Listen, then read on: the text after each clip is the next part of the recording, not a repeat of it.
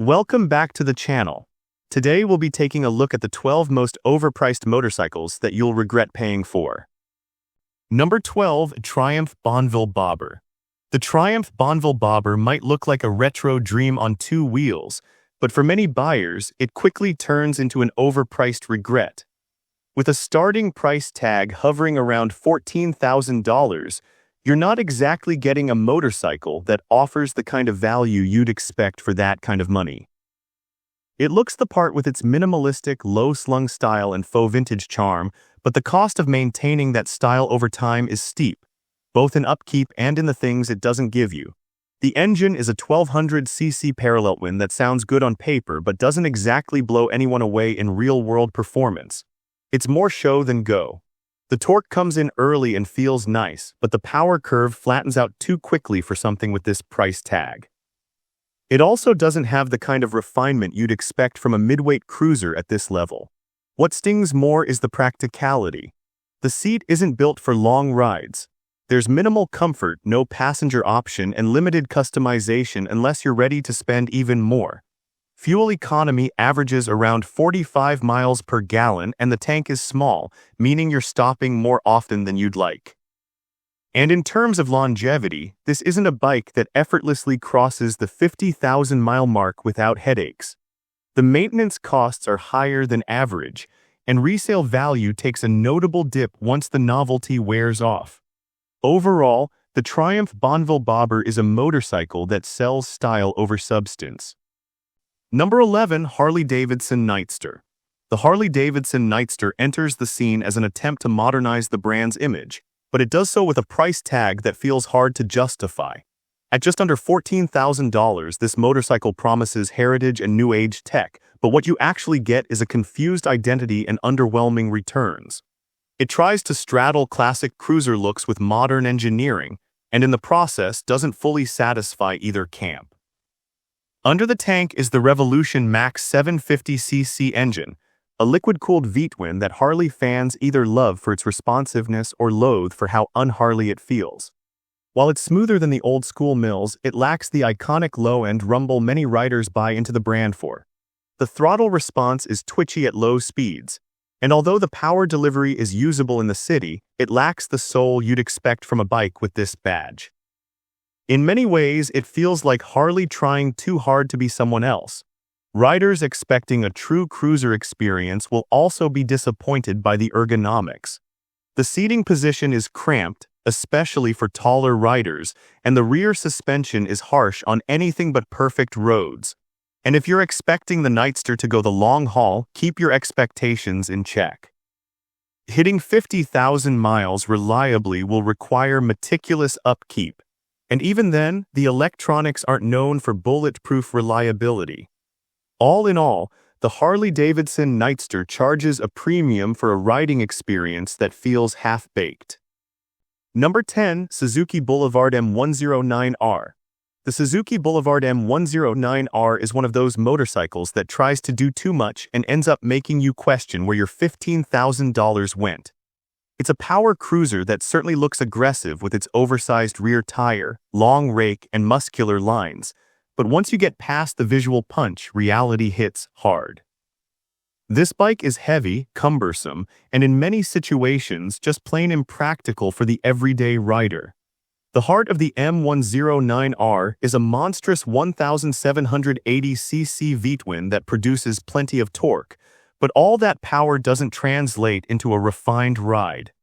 It's a brute, not a ballerina. Handling this beast around town is more of a chore than a thrill, and the sheer weight, over 700 pounds, becomes an issue every time you need to maneuver in a parking lot or slow traffic. Comfort isn't its strong suit either. The seating position is stretched out, the seat itself is firm, and the ride quality is harsh over anything less than perfect pavement. Longevity is also not its claim to fame. Owners report issues with drivetrain components, and getting this bike past 45,000 miles without problems isn't common unless you're obsessive about maintenance. Overall, the Suzuki Boulevard M109R is the kind of motorcycle that impresses on a showroom floor but quickly loses its charm in real-world riding. Number 9. Royal Enfield Shotgun 650. The Royal Enfield Shotgun 650 might seem like a bargain on paper at around $7,000, but when you start stacking up what you're actually getting, it becomes clear that this is not the value-packed cruiser many think it is. It positions itself as a stylish, modern retro bobber, but in truth, it's a watered-down motorcycle trying to play in a league it's not built for, and riders will feel the gap soon after the novelty wears off. Powering the bike is a 650cc parallel twin, the same engine used across Enfield's other models. While it's adequate for laid-back city riding, it runs out of breath quickly on highways or hills. There's a noticeable lack of refinement in the way it delivers power, and vibrations start to creep in well before you even hit 65 miles per hour. The gearbox is clunky, the throttle response is unpolished, and despite being marketed as a custom-ready platform, there's only so much you can do with the basics it's built on. Then there's the build quality. Royal Enfield has made improvements, yes, but the shotgun still feels a step behind Japanese or European competitors. The finish looks good from a distance, but closer inspection reveals cost-cutting in materials and hardware. Suspension components feel underdamped, the brakes are merely average, and overall comfort takes a back seat after just an hour of riding. Overall, the Royal Enfield Shotgun 650 ends up being a motorcycle that charges you less upfront but more over time in compromises, frustrations, and limitations. Number 8. Indian Challenger Elite. The Indian Challenger Elite comes with a price tag that crosses the $36,000 mark, and for that amount you'd expect near perfection. Instead, what you get is a touring cruiser that feels bloated with features you may never use and weighed down by a riding experience that doesn't justify the cost. The engine is the Power Plus 1167cc liquid-cooled V-twin that delivers impressive torque and smooth roll-on power. But that's where the praise mostly ends. Despite the performance, the handling is sluggish, especially at low speeds. The bike weighs in at nearly 900 pounds fully loaded, making it one of the heaviest in its class. Maneuvering in city traffic is a chore, and even on the open highway it doesn't feel as planted as it should for something this expensive. You'd think at this price everything would feel premium. But fit and finish issues, occasional electronic gremlins in the ride modes or infotainment, and finicky touch controls break that illusion quickly.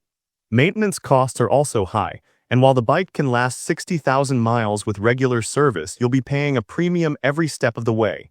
Overall, the Indian Challenger Elite feels like a luxury purchase with a luxury headache. It's a bike you buy to make a statement, not necessarily to enjoy every day. Number 7. Harley-Davidson Road Glide. The Harley-Davidson Road Glide is one of the most recognizable touring bikes on the road, but that iconic look comes with a bloated price tag, starting around $24,000 and climbing easily past $30,000 with a few add-ons. For many riders, what begins as a dream purchase quickly turns into a wallet-draining reality filled with compromises masked by nostalgia. At its core, the Road Glide runs on the Milwaukee 8 1747cc engine.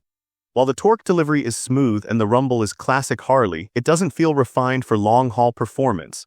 It's a heavy beast tipping over 850 pounds, and that weight is felt in every parking lot, U-turn, or tight maneuver. Despite being a full-dress touring bike, it doesn't handle with the ease or balance you'd expect at this price. Comfort is decent, but again, not stellar. The suspension is stiff over imperfect roads, and the rear shock travel is limited, making rough patches a literal pain. The Road Glide isn't immune to electrical issues or sensor faults, and keeping it in top condition over 50,000 miles can become an expensive routine of dealership visits, service intervals, and premium Harley-specific parts. Overall, the Harley-Davidson Road Glide leans heavily on brand heritage to justify its cost. But once you ride it long enough, the prestige fades and the practical shortcomings become hard to ignore. Number 6. BMW R18. The BMW R18 is what happens when a company known for precision engineering decides to build a retro cruiser and overshoots the mark by a mile. With a starting price over $16,000 and special editions climbing well past $22,000, this bike aims for luxury and heritage, but misses on practicality, comfort, and real-world value. The centerpiece is the massive 1800cc Boxer engine, which looks impressive and delivers a decent torque spread. But that horizontal twin setup also brings excessive vibration, bulky proportions, and a riding character that feels more awkward than elegant. It's a lot of engine for a bike that doesn't quite know what it wants to be. It lacks the nimbleness of modern cruisers and the smoothness expected from a BMW. Then there's the comfort. The seat is firm, the rear suspension is underwhelming, and for taller riders, the ergonomics feel cramped despite the bike's size. Add to that a low ground clearance and limited lean angle, and you've got a cruiser that feels like a struggle in both city traffic and mountain curves. Reliability hasn't been stellar either, with early models facing electrical issues, and the cost of ownership, including parts and labor, is far from affordable. Overall, the BMW R18 is a motorcycle that tries to buy its way into a class it doesn't naturally belong to. Number 5. Indian Scout Bobber 20. The Indian Scout Bobber 20 lures riders in with its throwback styling and blacked-out charm, but once the honeymoon phase ends, so does the illusion of value.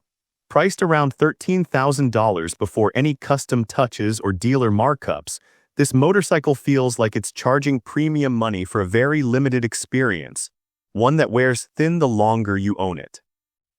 It runs on the 1133cc liquid-cooled V-twin, which sounds respectable on paper, but real-world performance feels blunt. The torque curve is uninspiring, the engine runs hot in traffic, and throttle response isn't as smooth as you'd expect at this price. The 6-speed gearbox feels notchy, especially in lower gears, and the clutch isn't exactly forgiving in city riding. What really drags the Scout Bobber 20 down is its comfort and practicality. The suspension is stiff, and the minimal rear travel combined with the low-slung seat results in a jarring experience over any kind of bump. The ergonomics are strange. Mid-controls cramp taller riders, while the wide handlebars don't help maneuverability. Long-term durability, it's hit or miss. Getting past 50,000 miles without some nagging mechanical or electrical issue is more a gamble than a guarantee. Overall, the Indian Scout Bobber 20 might photograph well and turn heads for a while, but it's a frustrating investment. Number 4. Triumph Rocket 3. The Triumph Rocket 3 is a motorcycle built around extremes: extreme engine size, extreme price, and extreme expectations. With a sticker price starting near $24,000 and easily ballooning past $27,000 with add-ons, this machine is aimed at riders who want bragging rights.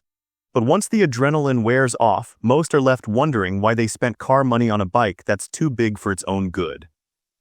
The headline-grabbing feature is the massive 2,500cc inline triple engine, the largest of any production motorcycle. It produces eye-watering torque and impressive straight-line acceleration, but in practical terms, it's more of a flex than a functional advantage. The Rocket 3 is heavy, awkward in low-speed situations, and demands a constant level of attention that quickly becomes exhausting. Then there's the comfort. Despite having premium components, the suspension struggles to keep the ride composed over rough surfaces, and the seating position isn't suited for anything more than short stints. While it can reach 60,000 miles with careful upkeep, the cost of maintaining this bike, from tires to service to parts, is as oversized as the engine itself. Overall, the Triumph Rocket 3 is a machine that sells on shock value, not long-term satisfaction. It's powerful, loud, and undeniably impressive, until you actually try living with it. Number 3. Ducati Diavel V4. The Ducati Diavel V4 is a motorcycle that turns heads everywhere it goes, but it also turns your wallet inside out. With a price tag starting above $26,000, it demands superbike money for a bike that can't decide if it wants to be a muscle cruiser or a street fighter. And for all its bold design and horsepower, the everyday riding experience often doesn't justify the premium you're paying. It packs a 1,158cc V4 Gran Turismo engine, and yes, it's fast, brutally fast. The acceleration is explosive and the engine revs with superbike urgency, but all that power feels excessive for real-world use. Around town, it's twitchy, overresponsive, and constantly goading you to ride aggressively, even when that's the last thing you want. Then comes the practicality problem. The seat is sculpted and looks great, but it's not built for long rides. The ergonomics feel odd, part sport bike, part cruiser, but without the comfort of either. The electronic suite is loaded with ride modes, wheelie control, cornering ABS, and more, but managing all of it feels more like piloting a spaceship than riding a motorcycle. Hitting 50,000 miles on a Diavel V4 will require dedication, dollars, and luck, especially with Ducati's history of finicky electronics and service-intensive intervals. Overall, the Ducati Diavel V4 is a machine that dazzles you on day one, but slowly becomes a luxury you regret. Number 2. Harley-Davidson Sportster S. The Harley-Davidson Sportster S is a bold attempt to modernize the Sportster name, but what it delivers feels more like an identity crisis than a revolution. At a starting price of just under $16,000, this bike promises performance, attitude, and cutting-edge design, but ends up feeling like a half-finished concept that you paid full price for. Power comes from the Revolution Max 1250cc engine, which is liquid-cooled and genuinely potent. It produces strong mid-range torque and decent top-end punch, but it also feels out of sync with the rest of the bike. The chassis can't quite keep up, the suspension is stiff to the point of being punishing, and the handling is twitchy rather than confidence-inspiring. Comfort is another sore spot.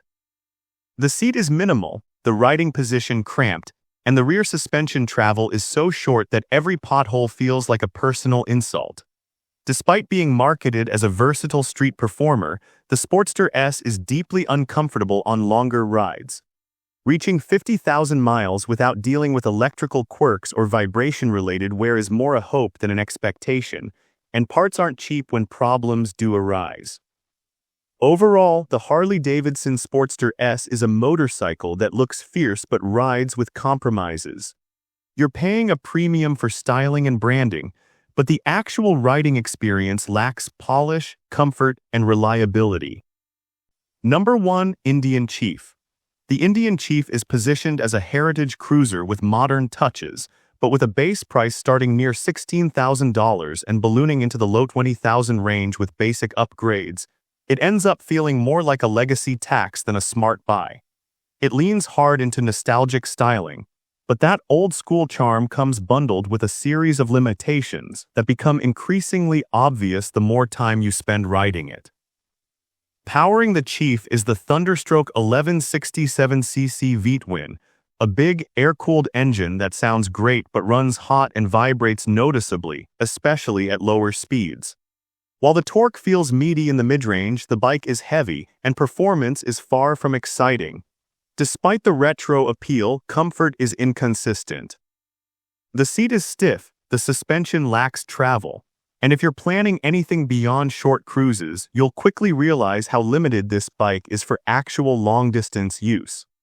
Fuel economy lingers around 42 miles per gallon, and reaching 60,000 miles without repair bills piling up isn't guaranteed, especially with known issues around electronics and oil leaks.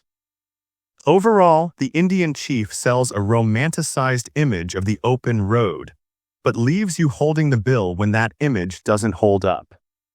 And with this, we have reached the end of this video. Make sure to like it and subscribe the channel for future upcoming videos.